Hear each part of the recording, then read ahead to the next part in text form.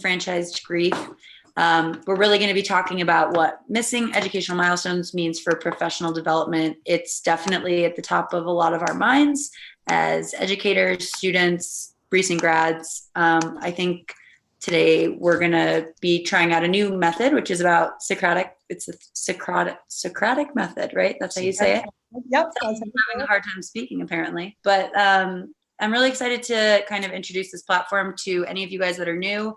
Fireside at 5 is a place where we bring, communities together, people, like-minded people, to collaborate and hopefully come out with some solution-driven outcomes that we can then go action on in the real world and outside of this chat. So, we're going to start this chat off by doing some introductions. That's how we start all of the firesides. I want to introduce myself. I'm Gertie. Hi. I am one of the co-founders of Fireside at 5. We are about 2 months old. We're fairly new, but it's been such a privilege to work with Loren Academic Services. And obviously you guys all know Loren, and it's been really wonderful to get to sit in on all of these chats and listen to what all of you guys have to say. I think these are important topics that we're covering and something that not a lot of people are talking about. And so the more we can do that, I think the better we can all be. So that's kind of my intro. I'm going to let Loren take it away, and then what we'll have each of one of you do, and Loren, you'll call on everybody for the intros. But you'll say kind of your name, a little bit about yourself. Obviously in the agenda, we've got that mentioned, what your titles are, but then also your intent and why you chose to join today's chat, what you want to get out of it. I think that it's really important to set the stage at the beginning of all of our chats and make sure we're all aligned about what the goals are for the rest of the hour. And I hope that we can all come together and really discuss this topic in wholeheartedness. So Loren, I'll let you take it away. Awesome. Well, first of all, thank you everyone for being here. It's been a month of Friday evening chats with Fireside at 5. And what's been really cool is we've had 4 very distinct topics, but all sort of under the umbrella of mental health and medical education, or mental health and education. And the focus has really kind of maintained that throughout. And we have sort of cool news to share, I think, in the next little while. Welcome, Charisse. And so I think I'll just start out by saying my name is Loren Deutsch. I'm the founder at Loren Academic Services. I work in medical education as well as gen ed, and I'm a clinical therapist, clinical social worker. My focus is in medicine is really looking at where people get stuck in learning for a variety of reasons, and in particular looking at underrepresentation in medicine and what that impact is going to be on, and what it is on, in terms of access to healthcare. And so this is the people that we invite to come in are people who are awesome at participating. So I'm going to not say anything else. I'm going to go on to Jillian, who's going to introduce herself, and then I'll just go around the room. I'm Jillian. Hello, everybody. I'm a second-year medical student at UIC, Rising third year. And I worked with Loren before this, which is how I got involved in all this. And before I came to medical school, I was a teacher for almost 10 years. So education is something really important to me. Thank you. And let's go down to Chris. It's down in my window, not necessarily down. Hi everyone, my name is Chris. I am a graduating family medicine resident. I know Loren from my time as a medical student at the University of Chicago. Plan to join faculty at Southern Illinois University in Springfield. Yay! Very exciting. Congratulations. Very Thanks. Cool. Charisse. Oh, I'm next. Wow. Okay. Hi, I'm Charisse Maynard. I'm actually the strategist for LAS, but besides working with Loren, I also work in the health IT field and with medicine with doctors who want to start their own practices. And I've been working in that for quite a long time. I actually give national speeches about health IT and physician practices and all that loveliness. But my favorite thing to do is hang out with Loren and help her build her lovely company. Hello. Well, it's nice to see you. Let's see, all the squares just shifted. I've got Alita coming in, that's why. But Ocean, I think you're next in the sort of circle of life. Welcome, Alita. Yay, I'm so glad. Hi, sorry. I'm late. It's all right. We're just happy you're here. We're just going through introductions, and Ocean's about to introduce herself. Hello, everyone. I am Ocean. If you work with Loren and need scheduling, you've likely seen my emails. I am also a therapist and an educator, and I am submitting my application to medical school. Hopefully tomorrow. I thought it was due tomorrow. It sure wasn't. So this is a nice little emotional break from panic. But yeah, so that is my connection to really all of this. I'm a therapist, I'm an educator, work with Loren, and I'm looking at medical life. And Ocean's being a little bit modest, but I'll just say that she's our executive educational coordinator, among other things, and is a wealth of knowledge and is really a wonderful educator and clinician. So way to go. Congratulations on almost finishing your application. I know I have to submit a recommendation to you. That's forthcoming. You're good. I got time. Chloe, welcome. Hi, hello. I'm Chloe. I'm sort of an LAS groupie. I've basically, at one point or another, either engaged in or probably referred someone to really every service Loren offers. I am a week away from finishing all of my MBA coursework, a few more weeks away from graduating with my MBA at Northwestern. And that's me. I'm excited. Welcome, Chloe. Thank you. Alida. Can you hear me? I guess Elizabeth and Alida. We can hear you. Yeah, well, Alida, go ahead, and then Elizabeth, we'll go next. I apologize. The squares keep shifting around in front of me, so I'm sorry about that. Such a huge infraction. Hi, I'm Alida. I'm what am I? Almost a third year HEMONC fellow in Detroit. And I don't know what else I'm supposed to say, but I'm happy to be here and I look forward to our conversation. I'll keep it brief for once. Wow, brevity and concision. I like it. Okay, awesome. It's been a week, huh? Yeah. Okay. Elizabeth, welcome. Hi. Yeah, I am an academic advisor for the College of Medicine at University of Illinois, former school counselor, so background in education and counseling, and just interested in this topic all around. Yeah, thank you. Welcome, Elizabeth. I know I'm going to make one mention because I know Gertie usually says it, but you guys are all muted, which is awesome. And in between discussion, we mute so that we don't pick up any background sound or noises.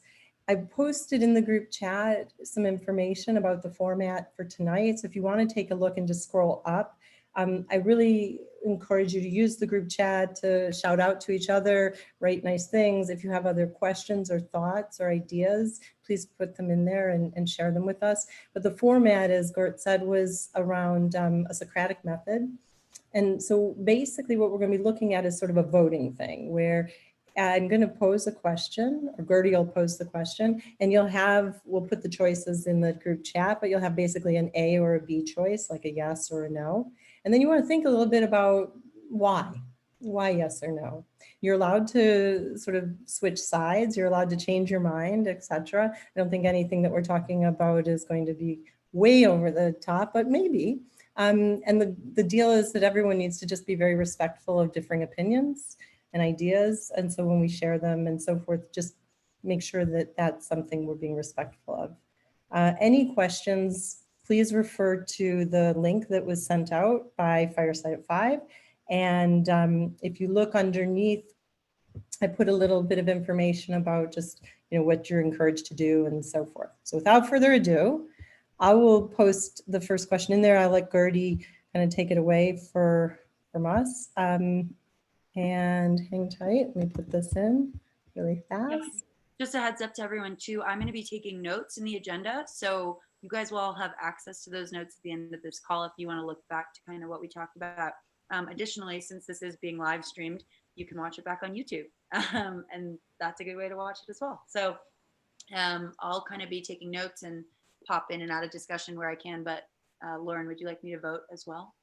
I would love it if you would vote, and actually anybody who's watching in live stream land can do so as well. And I do want to say the reason for this topic is obvious probably, but I think it's really important to say that a lot of what I've been hearing over the past several months from students and so forth, residents, et cetera, is that it feels really awkward or uncomfortable to celebrate a milestone that is so important at a time when there's so much else that's going on. And it doesn't feel like it's, the environment doesn't feel conducive to something celebratory. Plus, it's done in such a non-traditional way that, you know, with that also comes, you know, a letdown that all that you've worked for and so forth is not necessarily being noticed in the ways that it normally would be. And so there is a sense of grief that comes with that. So that was the reason for this conversation. And I won't say more than that because I don't want to take up airtime here. But I'm putting question 1 in right now. And if you have any other additional information you want to share, write the number 5 and just put, you know, hey, me, or that's the equivalent of raising your hand. So you can also just shout it out probably. Okay. Gertie, all you. You want me to read the question? Okay. All right. Question number 1, everyone. Does it seem trivial to grieve missed milestones like graduation during the pandemic, particularly when these milestones are just juxtaposed to the daily experiences of essential workers, physicians, and other frontline healthcare individuals? Yes or no?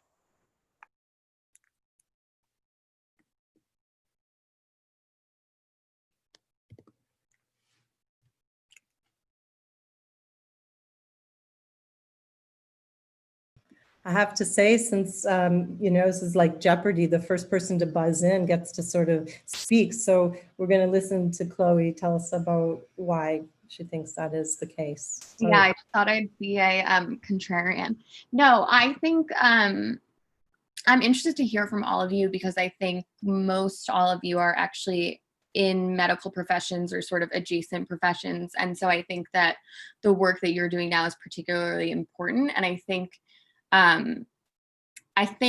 Ocean, yeah, yes-ish. I think that's sort of where I'm at. I think that at times throughout this crisis, for example, waking up and reading the news this morning, like the notion that I'm grieving the missed graduation feels so small compared to that. And it not in the sense that I'm like in any way trying to devalue my own accomplishments, but I think when you look at what's happening both with coronavirus and just other recent news, it does sometimes feel like, you know what, I've got a lot of good things happening and it can't happen the same exact way, but the fact that I have these things is really incredible in and of itself.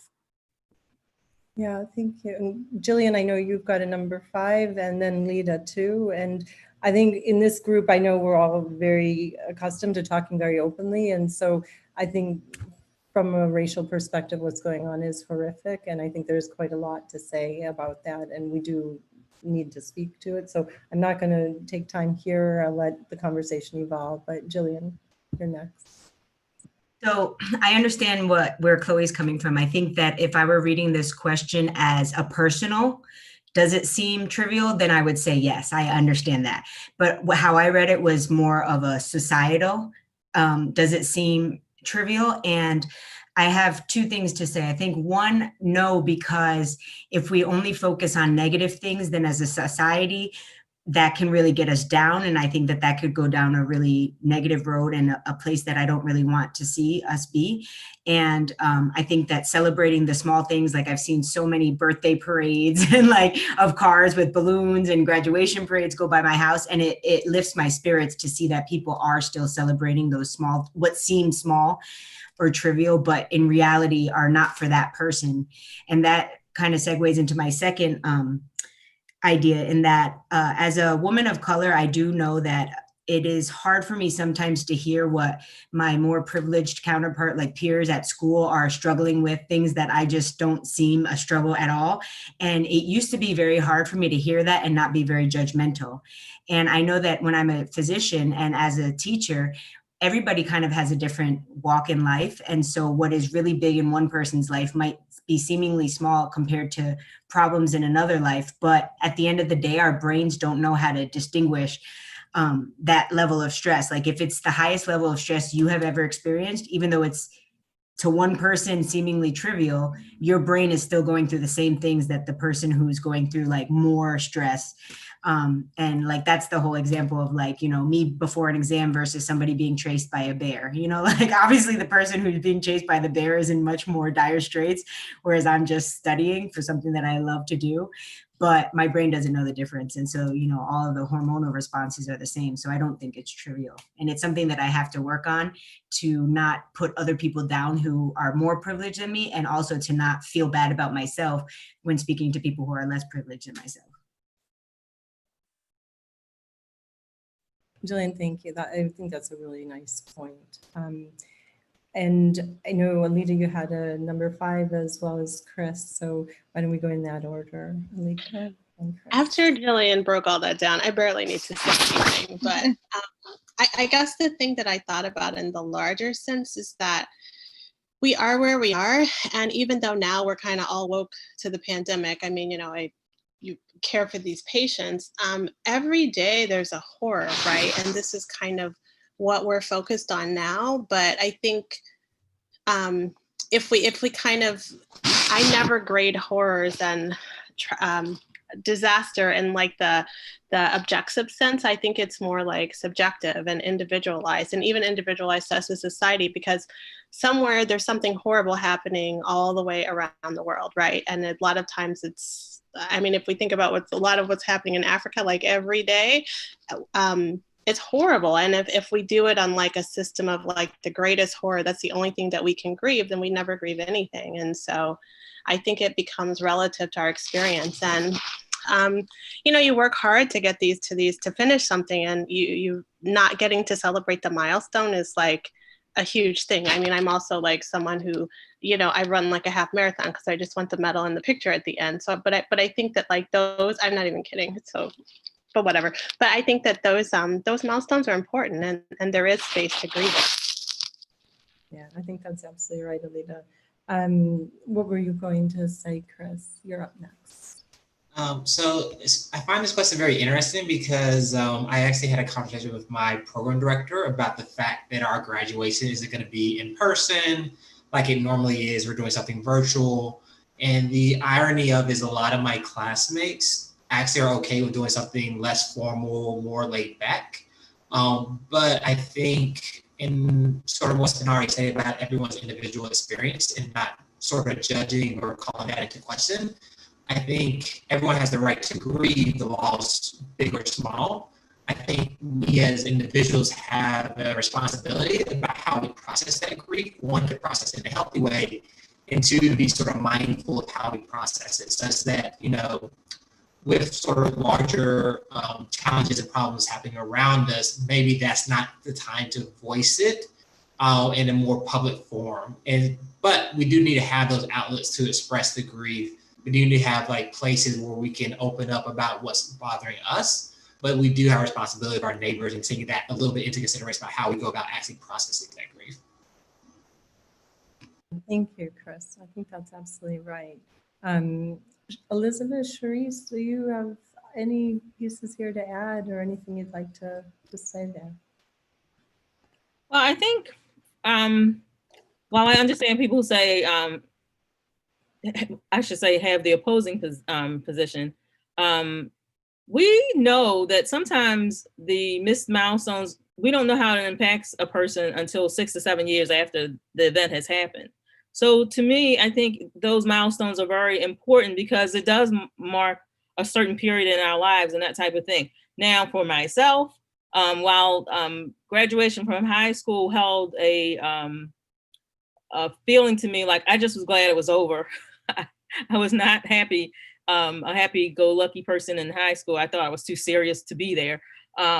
But for college, it was different for me. I went to my undergraduate graduation because it was such a milestone and seemed so necessary. But like when I got my MBA, my first master's and my MBA, I totally skipped those milestones. Like, I don't need to go to the ceremony and that type of thing. Because by then you're like kind of into your field and what you want to do. So it doesn't matter as much. So I think it's at the place, you have to look at the place a person is in their life, like how much that feeds into how they identify themselves. So I think it could be either answer, but I would think that milestones are important for a lot of people because the impact follows them. Thank you. I think that's absolutely right, Sharice. Elizabeth, were you going to say? Yeah, I would actually just say, so I have 3 daughters, and I, as a former school counselor, never really supported the idea of kids starting kindergarten early. And then I had my middle child, and she missed the cutoff to start kindergarten by less than a month.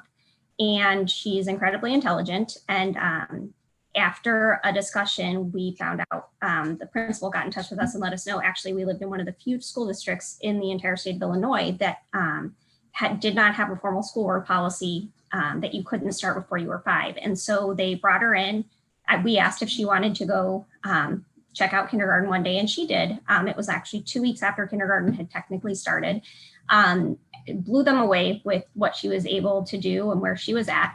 And so at that point, she's 4, just 2 weeks away from being 5. And we talked through it. We explained, do you want to go to kindergarten or do you want to stay in preschool? She was so excited to start kindergarten, was so ready to leave preschool, was bored out of her mind, and was not excited to be there for a second year. So she started kindergarten. And so she didn't have a preschool graduation, which she had watched her older sister go through just a year prior.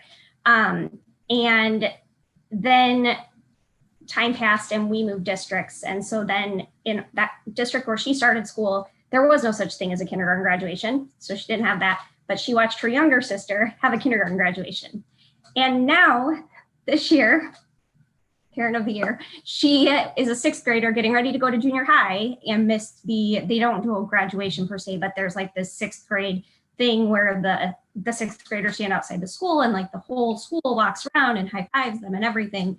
And the number of times in the past, she's 11 now, so in the past 6 years that my child has reminded me that not only did she not have a kindergarten or preschool graduation, she did not have a kindergarten graduation, and now she doesn't even get to say goodbye to elementary school. This is going to go with her for a very long time. And I respect and I accept that this has got to be incredibly hard for her. And it's hard, but it is hard for me to imagine because nothing like this happened when I was younger. So it's just, and we're trying to do our best to celebrate in other ways, but she's reminding us daily that she's missed every graduation thus far. Well, special shout out. What's her name? We have to her name is Addison, and she is she'll be 12 in the fall, but she is really she describes herself more as a 37-year-old. She's very cynical and sarcastic, and really junior high is going to be quite, and junior high tour day and everything. And again, reminders, she leaves me post-its on my computer hey, you know what else I got to miss? She's absolutely a middle child, and I love her to pieces. But I'm just hoping that high school graduation happens as it's supposed to, because our district also, we don't do an 8th grade thing. There's a promotion during the school day, but it's not anything formal. So we're going to hope that in a few years when she's done with high school, there is absolutely nothing going on that will stop that graduation. Elizabeth, sorry, Loren. No, go ahead. That's I was going to say, Elizabeth, it was an interesting point that you brought up about how you didn't even think about how this could impact Addison because it wasn't something that had happened before and in the past. And I think honestly, that brings up a bigger question about generational stuff and how this generation, Gen Z, is really everybody's individual in that generation, and everyone wants to feel celebrated and loved and special. And that's something that is probably very different from how you were raised and grew up. And so I think that's kind of an interesting component to this as well. I absolutely agree. Chris, I know you had another comment. Yeah, I think another interesting thing that Cerise or that Jillian, you actually had said in the comments, is that milestones are not just about the individual. There's typically a family or sort of community that's celebrating around it. And I find that a lot of times, while individuals may be feeling a certain way, it's sort of the family that may sometimes have a higher emphasis, or even those around you that may see you and that may be inspiring for them as well. And so I think these milestones is sort of celebration and putting people where they're seen and celebrated not for their own accomplishments also serves the larger community. We're promoting positive images and potential role models and modeling that people can aspire to. I think that is something that, I know there's kind of questions about the individual, but I think that's something that we'll be interested to see moving forward about sort of the family or community impacts it has about some of these traditional milestones not being visualized in the same way. I think that's absolutely right, Chris. I know there's a little bit of like interference on the line. I'm not sure if that's from on your end or not, and maybe there's if there's anything we can do about it or not. I'm going to post the next question, and I appreciate what you're saying, Chris, about that. And so thank you guys for being really thoughtful about this. It's you know, it's a big deal. It really is. I do have to say, shout out to my daughter Ella, who also graduated from university just this past month, and yay, and go Trojans. But unfortunately, we were not able to, you know, be out there and celebrating. So we will. We celebrate anyway. We have our own party. We bring the party. Okay, so for question number 2, this one I think has an interesting kind of flavor to it. I'm curious what you guys think about it. Let's see. Okay. Is there an impact on your academic, professional, and/or personal development as a result of these cancellations? Yes or no? Yes, there. Yeah, wait. I think you posted it twice. There we go. Okay. Questions over. That's being really effective.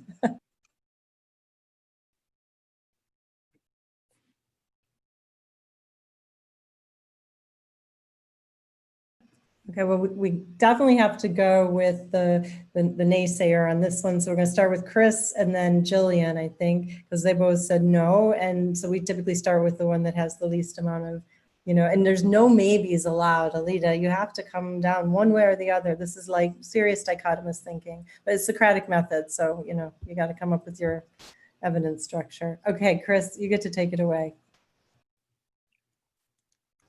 Is there still static? Yes. A bit.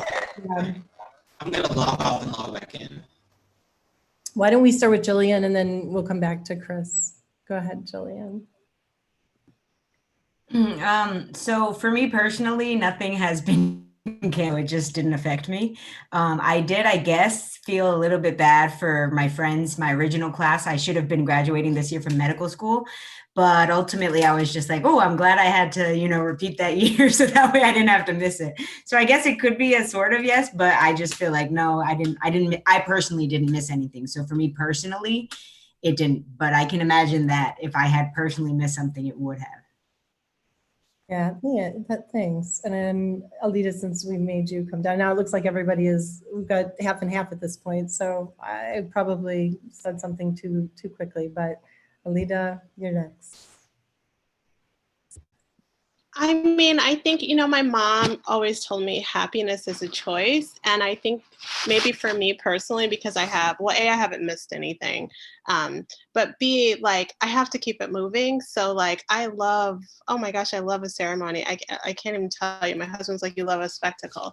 But I mean, I have to keep it moving. And so that's something that I can choose to be like, well, you know, okay, and keep moving. I just don't have I can't spend my energy that way, but not in like a judgmental way. That's just really like speaking for me. Yeah, and Chris, I know you're back on the call. We see your box here. We're just keeping back up with the yeses and the nos. So you were saying, is there an impact on academic, professional, or personal development? And I believe your answer to that was no, and you were going to elaborate. Or not. Maybe we'll pass Chris one more time. And oh, there he is. He's back. Okay. Yeah.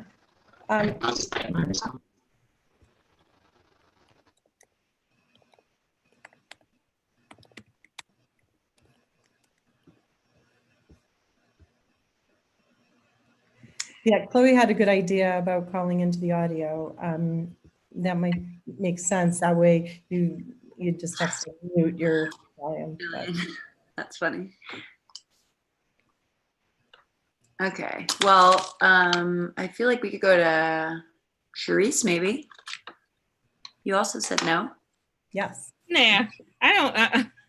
No, that can never affect me. Like I said, most of the time I'm like, oh, I'm glad that part that milestone is actually over, or that part of my life is over. I'm all for moving forward. Like, 10 minutes after I finish something, I'm on to the next thing. So I'm not one of those people who's going to, I don't need the pump, I guess is what I'm saying. In light of any circumstance, I don't care. So it's like, I want to get on to that next level. It's like when I read a great book, I look at that. I always do the same thing. When I end a book, I look at the last page of that book one more time and I put it on the shelf and I'm like, man, that was a good book, but I'm on to the next. I'm the same way with my career and my educational milestones. It's like, this was great and lovely and all, but I need to move it along now to make sure I get to that next step. I don't think that says anything for the person who enjoys those milestones, but for me, it's just not how I define myself.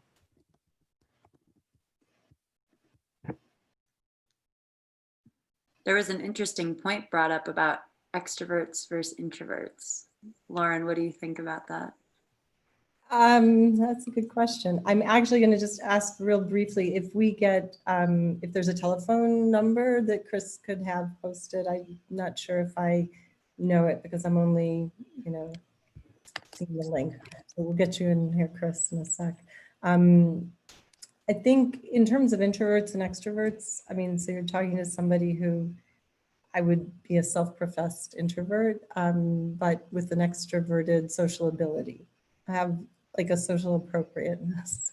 Alita's like, no, you're not. I can be very out there, but I'm pretty introverted. I think, here's what I'm going to say, Jillian, or to all of us. I actually think there are implications in a personal way to when there's an expectation, and then the expectation goes unmet. I think that does have implications. I think if it's something that happens cumulatively, and I'm in no way, Elizabeth, talking about your daughter's, interrupted graduations. I think that, it's how I think we respond to it, not just like as parents or as friends or as family, but it's also how the individual responds and then how seriously that's taken. I think each person's, path through school is pretty individual. And so what it takes to get from one point to another, I think is sometimes incredibly extraordinary. And that part, I guess, is the part we ought to acknowledge. So maybe it's not so much about the graduation because that's really not where that gets acknowledged anyway. I think it's more about like what we do one-on-one as friends or as parents or as family to just say, hey, this is really cool what you've done, or this is really important. And we don't want to like let that go by unnoticed. So that's what the introverted would say. That's what the introvert would say, Jillian. And I don't know if we were able to get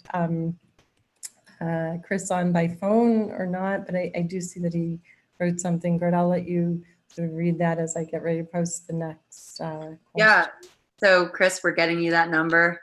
I think I've got it right here. Yep. Sending this into the chat. Everyone can join now via phone if they want. But what Chris said was, I think that if it was more of a college or medical school, it would impact me. But completing residency, which fills more of a job than school, doesn't make me feel like I have an expectation for graduation. And now, Chris, I hope you're dialing in. I'm kind of wondering about that in terms of like, is that, Alita, you're a physician as well. Is Jillian, you're on your way to being one, obviously, Ocean too. I guess I'm wondering if it's part of, yeah, I'm already working or I'm already sort of in the process of, you've had, and Alita has had a few graduations, we know. So, it's cool. Like really cool. She's being modest. She has a PhD and an MD, so she's being very modest right now, but I get to brag. And Chris also has, advanced degrees beyond MD as well. So I guess I'm curious about that, if that's a part of it. Oh wait, do I get to speak? I'm so confused by these fives. I had so much to say. I put 555. Anyway, and I was laughing at myself because that's why I was laughing. Anyway, I think for residency, that one, because it was like a labor to get through that thing. Oh my gosh, here come my children. It was a labor to get through that one. And so that ceremony actually meant a lot to me. Sorry. And I think I felt the same way about medical school. So anyway, residency, I didn't feel like, oh, this is nothing. It's just like a job. It's just like a job. Okay, that's all.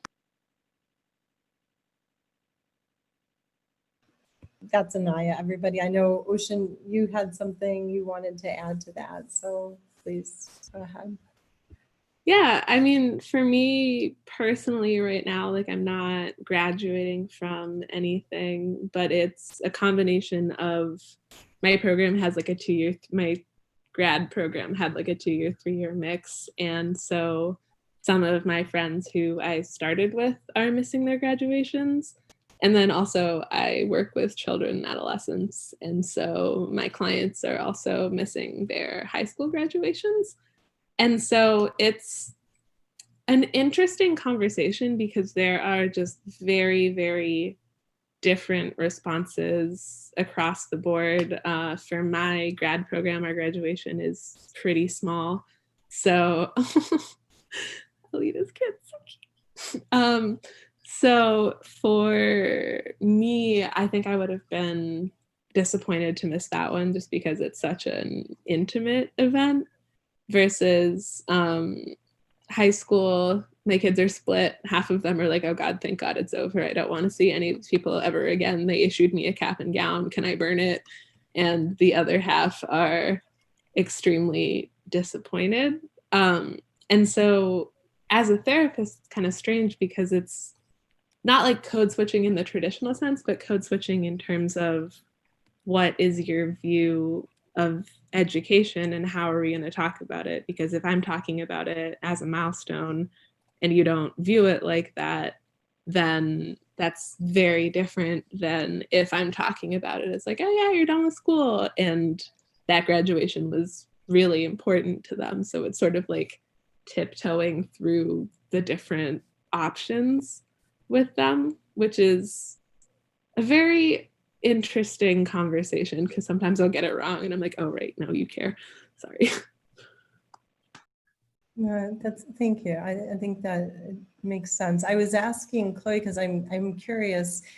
She's coming out of an MBA program, and so I would think there would be something very celebratory about. I'm giggling as everyone's talking because honestly, for me, the ceremony itself is like I run away from ceremonies. I like break out in a rash. Like in my kindergarten graduation, I had like a rash.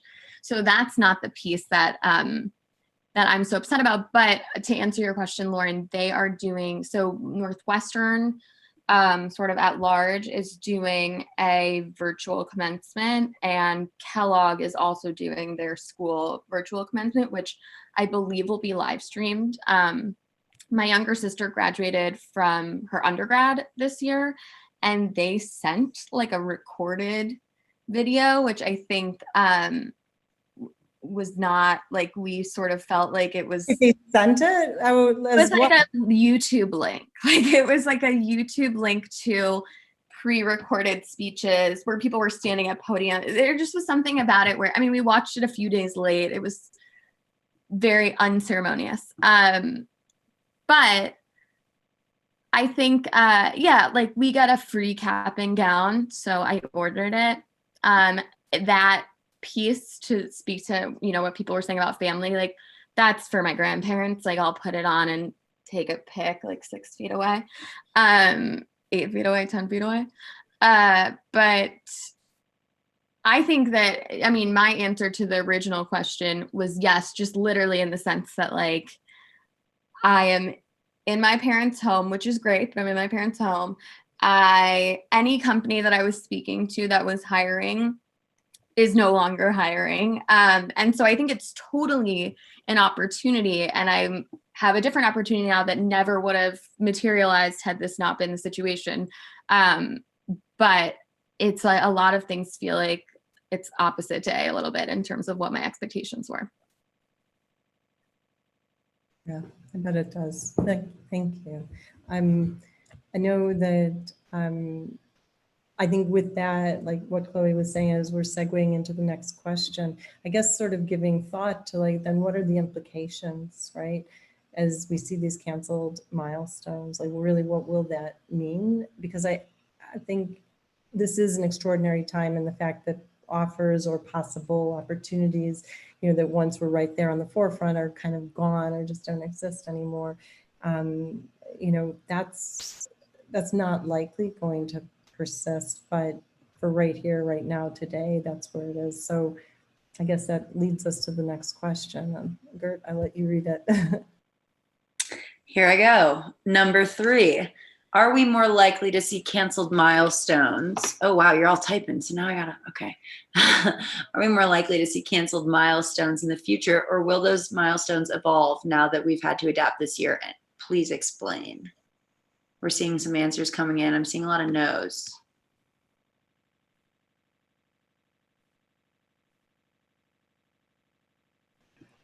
So I'm curious, because Chris, we didn't get an opportunity to hear from you on the last one. So maybe you could start us off.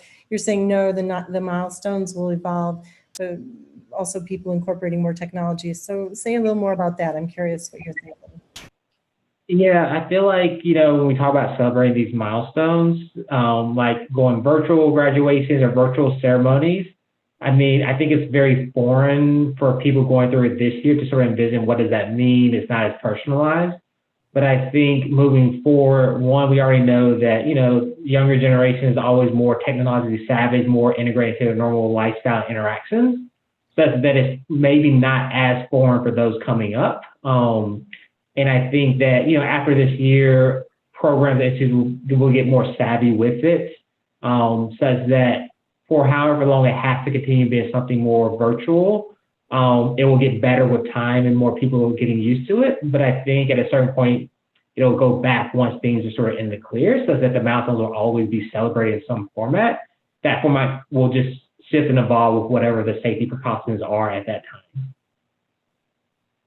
No, that makes sense. Other thoughts about that? We have a few other, I guess, no's. Jillian, no, but I think that certain parts are going to change. So what do you think is going to change?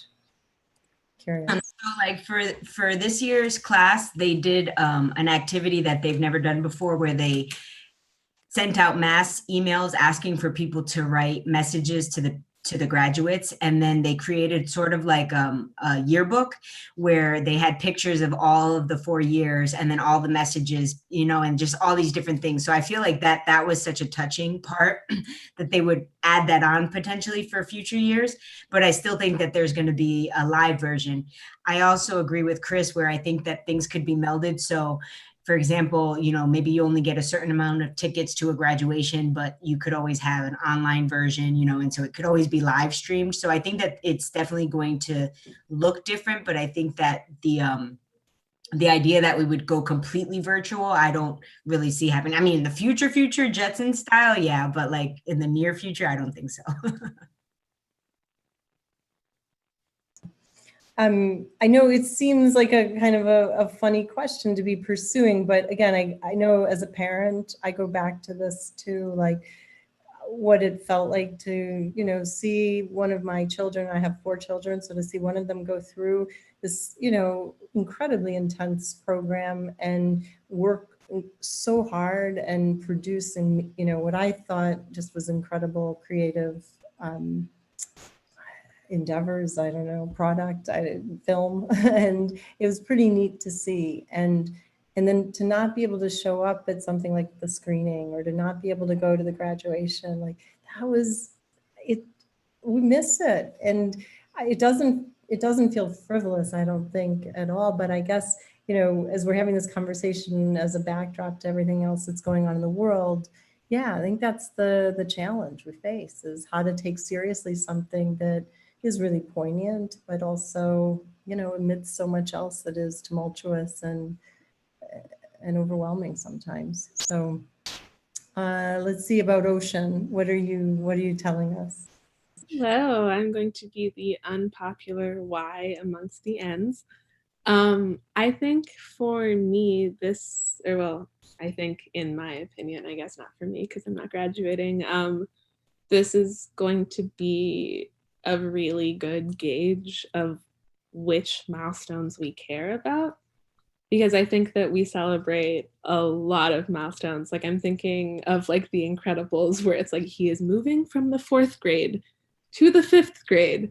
Like there are, like I'm from Canada and there were just a whole bunch of things like we don't really do. Like from 5th grade or from 6th grade to 7th grade, we like walked across the bridge because we went to a school physically on the other side of the bridge. But like with the exception of that, you celebrate when you graduate from high school and that's it. And so for me, like hearing about, all right, 4th grade, it's a celebration, 6th grade, it's a celebration. Like to me, that was just completely foreign. And like I went to a big undergrad and I didn't want to go. My mom skipped hers.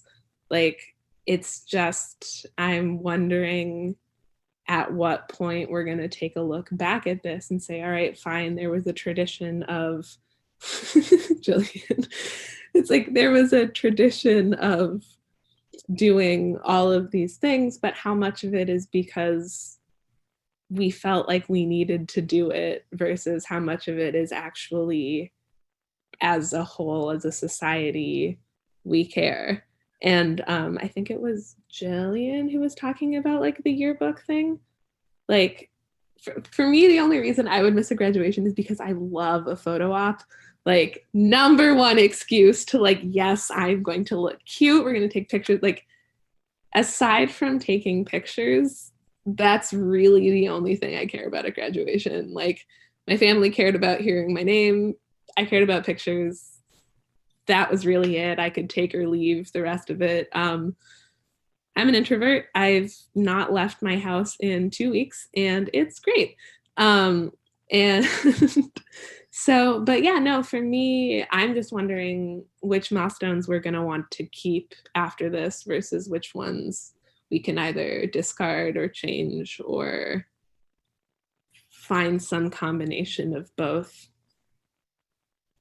I think it's an excellent point. I know Gertie has a point to make and Chloe does. So let's go in that order and then we'll move into the final question. Yeah, and I'll be brief. But from a marketing perspective, I will say that I think a lot of this is just commercialization and trying to bring in some money. And unfortunately, that's really kind of a pessimistic viewpoint. But a lot of, you go to the store, you go to Walgreens, you've got all the congrats grad cards and you've got the balloons and you've got to get the class ring. And think about how much money we spend on these occasions. I think that's part of that as well, is that this is something that in the United States, especially, it's such a big deal. But I think it really depends on the country and the culture. And I think that's something that Ocean made a really great point about. So that's all I wanted to say. But Chloe, I'll let you speak your point too.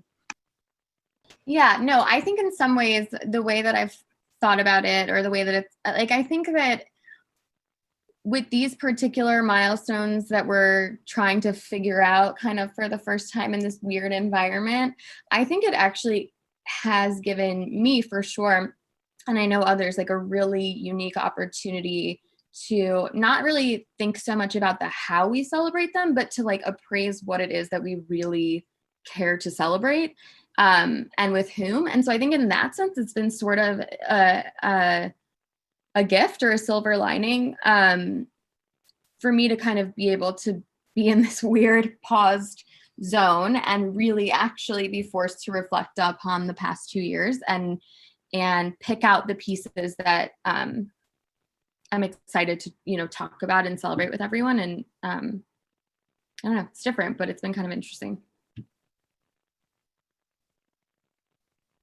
I think that's cool. I think it is. I think that's true. I'm thinking about this in terms of sort of the next question a little bit. So what I'm posting in the chat is some information about some of the articles. So there's been a lot in the media about this topic, and the idea of like rites of passage getting deferred, or balancing, selflessness and self-care during a time of grief.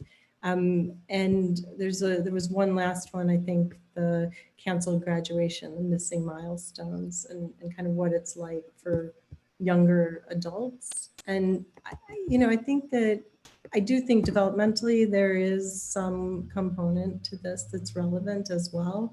Because I think, like, as Charisse, as you were saying, and I was thinking back on, high school graduation was one thing. I'm fairly certain I only attended about a third of high school, so I can't really speak to that entirely. But, as time progressed, it was, in some parts, in some ways it became more meaningful. In other ways, it didn't matter as much because I was sort of where I was going, or on my way at least. So the last question is a little bit more on probably somewhat on the mental health side, and maybe a little more of the touchy-feely, but this is about selfishness versus and self-care. And I think in our society, one of the things that we often do is we think that if we are taking care of ourselves, that in some way we're being overly focused or self-referential. And so I posed the question in that regard about what kind of self-care would feel helpful when an important milestone does get lost, or when there is something more globally significant. So that would be the follow-up to this. So the question is, Gertie, you get to say it. Do you want me to read it out loud? Oh gosh, you guys all reply and then it goes up to the top. Is it selfish to think about self-care and what we've lost when so many are losing much more? What kind of self-care would feel helpful when such an important milestone gets lost in something more globally significant? Good question.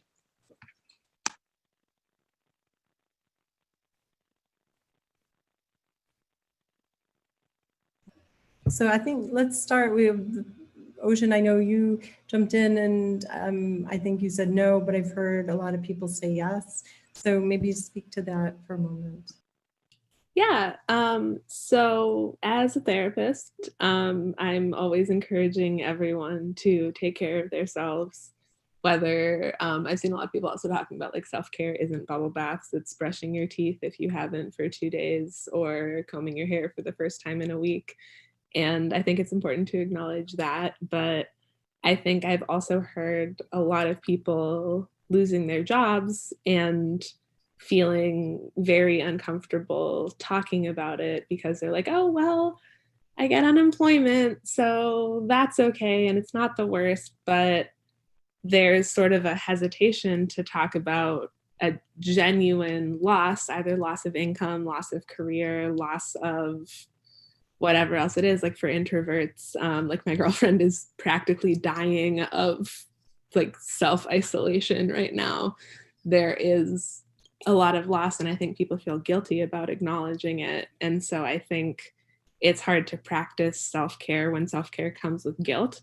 And so managing that self-care around the guilt of okay, no, I had a friend who was wanting to buy an iPhone and she saved up for it, and then she lost her job, and all of a sudden she's like, okay, I have more than enough money to buy the phone, but now I feel guilty about getting this thing that I would enjoy because now I'm in a different space and I have this money and maybe I'm going to get this or that or that or that. And so looking at it in terms of guilt preventing people from self-care because they've had a loss, they want to take care of themselves, but also it could be worse. So is my loss real? I think there's a lot of people that have things to say. So what I'm going to do is I'm going to sort of open it up and not be quite as, restrained with this, but so jump in. I know, Chris, you were next on the list, and then it looks like Alida and Chloe. So fire away, Chris. Yeah, so it kind of reminds me of my previous statement about sort of everyone has the right to grieve, but you want to be responsible in how you grieve. And I think that, everyone's loss is their individual experience. It's always relative to what your norms are, such that, certain people may see and have more privilege. And so smaller things have a larger impact. as far as adjusting what their norms are. And I think that that is still a difference of their experience and their lived experience. But then what do you do about that? How do you go about it? I think there are a lot of times we go about trying to engage in self-care that are not necessarily the most constructive or healthiest ways of going about it. And that can be either for them as individuals or for the people around them. And so there are times where you can vent, express all your frustration and anger, and those that you're venting to have the capacity to sort of like bear that and sort of be present and sit with that emotion for you. But there may be times when those around you don't have the emotional capacity or bandwidth to bear that for you. And not that venting isn't a constructive or healthy way of expressing and grieving, but if someone who you're venting to doesn't have the bandwidth for it, then that would be not necessarily constructive for everyone at present. And I think that is the larger thing, that you don't need to feel guilty that this is what you wanted to do or this is what you're experiencing, but acknowledge that and then make what decision you're going to make. You know, I think, you know, for your friend that you were talking about, there's a grief of now, like, are you actually in the same position that you were in? Because without the job, maybe you have to now make more decisions and budget according to need versus desire and want. And that's a change that's important to acknowledge. And so I think, sort of just to summarize, the experiences of others is something that we should be mindful of and be conscious of how we interact and relate our own experiences to theirs, but our own internal relation to our experience is just that, our internal relation to those experiences.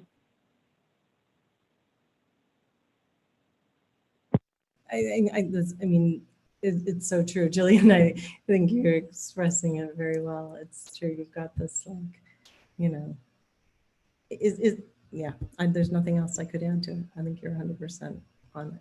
So I know we've got Alita and Chloe, and so please jump in and make sure to share what you're thinking through. Thank you, Chris covered it all. That was great. I agree. Oh my goodness. Wow.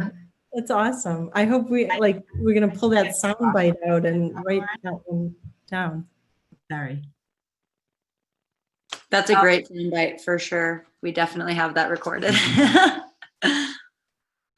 What is I'm lost. Sorry, I got lost. I just answered yes to the question, but I see all emotions as, you know, good or bad depending on context. And so I don't see selfishness the same way I don't see jealousy or happiness or sadness or anger as good or bad. It's really like what Chris said, the extent how you express it and also what the context is. And so in this case, thinking about yourself and your self-care, I do think is selfish, but I think it's a good expression of selfishness. I think it's like the motto of, like, you know, they say on the planes, you know, put on your own air mask before you put on anybody else's. You could say that's selfish, but if I'm dead, then everybody's dead. And I always thought of that as an activist when I was a teacher. I had to pick and choose my battles, because if I got fired, I wouldn't have had that, you know, that space in order to reach children and families. But at the same time, I had to decide when I was not going to agree with the system and when I was going to push back. And I think that there takes a level of maturity and consciousness, I don't know, in order to know when you need to be selfish and not, and take care of yourself. But I think sometimes that is true. And that is a good thing. No, that's nicely said. I agree. Absolutely. Does anybody want to make a final point before we sort of segue? I want to be mindful about everyone's time. I'm sort of stealing Gertie's job for a minute. I apologize, Gert. I want to be respectful of the hour and so forth. I know it's Friday night. No, I think that this was an amazing chat. If anyone has any last things they want to chime in, feel free to jump in. Loren, go for it. I do. So I wrote just in the group chat, I just said, as we get closer to this mark, I just wanted to share a couple of closing points. So this was like a really cool experiment that we did in the month of May. And I just want to say thank you. We've had a variety of people over the past month who've come in and participated. It's always been a really like diverse group of people, and it's always been an energetic group. And I really appreciate it. It's something that I feel really proud of. And I really want to say thank you to Fireside at 5 for that, because it's been something like awesome to be able to work with them and to kind of, start this piece that's really new. And for LAS, it's a new chapter. And so the quick update is this, I won't overly get involved with it, but we sat down, Charisse and Gordy and Ocean, and we've sort of been working on this. We have about 3 months worth of programming. And when I sent out a letter, I think yesterday or the day before, in it I put that we are at a time, I think probably in history, where it is time to just simply stand up for certain things in very direct ways, no matter what. And so LAS isn't going to back down from that. I think in some ways it has felt really vital and important in the work that we do to kind of march forward and keep going. And so the 3 areas that we sort of focused on for the next 3 months, am I allowed to say a little bit about that, Gerd? Is that okay? Yeah, absolutely. So I think because June is Gay Pride Month, and there's always gay pride parades, and there's always all of this celebration, and now all of a sudden this is like another milestone in a way that all of a sudden is gone, right? So the parades and collecting together and coming together and celebrating are no longer really viable. And with that, it's all of a sudden a whole hidden piece, I think, to the fabric of a lot of people's lives gets just lost. And so I don't want that to happen. And so we actually sat down and came up with several topics within that. And so it isn't just about gay pride, but really LGBTQIA, and really thinking a lot about what it means to have access to medicine, what it means as a queer person having access to medicine, what kinds of barriers there are to the access to medicine, et cetera, all the way through to, I think, a whole variety of topics that I know we really want to pursue and discuss, and not just discuss, but actually take one step further. And that'll be in the coming email. The second topic was taking a look, this all sort of comes under the mental health or well-being, piece. The second topic and the third topic. So because school starts back up, for medical students in the beginning of August, and residents and fellows typically in July, and obviously in graduate and professional schools, it's a bit later, and general ed too. But what we wanted to do in August was actually focus on some of the, what do we do about upgrading skills, or what do we do about learning, or how do we kind of deal with sort of that intersection between getting stuck or trying to make sure that we're getting, we're in a place where we can demonstrate all that we know, and so forth. And so we came up with several topics that would, I think be fitting for that. In July, I'm stalling because I'm literally drawing an amazing blank at the moment. I cannot understand why I am, but Gert, jump in. So I remember we were talking about kind of diversity in medicine, LGBTQ inclusivity, and then the last one was for August, sort of teacher and training tips for going virtual for the school year. Okay. So July actually was I think literally just about racism. We all have strong feelings about what's going on in the world, and we do need a platform to discuss it. But I think the piece that each of you have debriefed with me a little bit, and I think I have a few more debrief meetings after tonight. The piece I've gotten back and I've heard really clearly is that the conversation is good, but it has to go somewhere else. And so what are those next steps going to look like?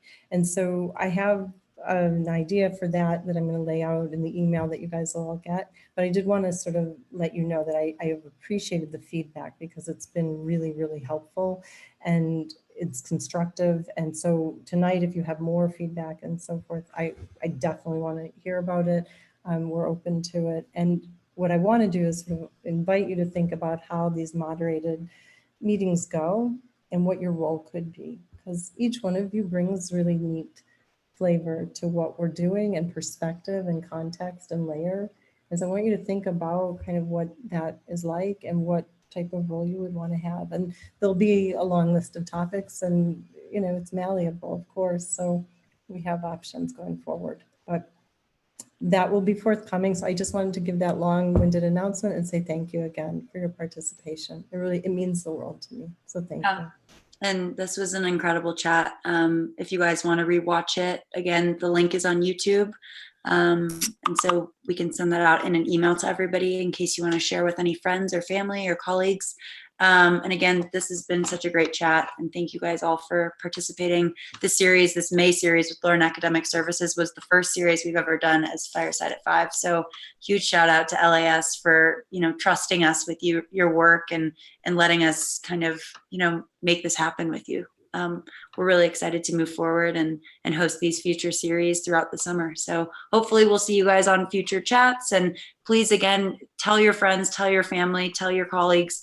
The more people that can, you know, engage in this kind of discussion, the better. And I really think that we can see some good change come out of this if we just keep the work up. So yeah, that's all I've got. Thank you guys. Thank you guys. Thank you for participating. It's been awesome. Thank you. Take care. MCAS time. I got you, Ocean. Okay. Everyone have a nice Friday evening. Cheers. This is my water and not my beer, but I have my beer sitting next to me, so I'm ready. Okay. Bye. Everyone have a better evening than me. Elizabeth, I'll look forward to following up with you as well. Okay. Bye-bye. Bye, everyone.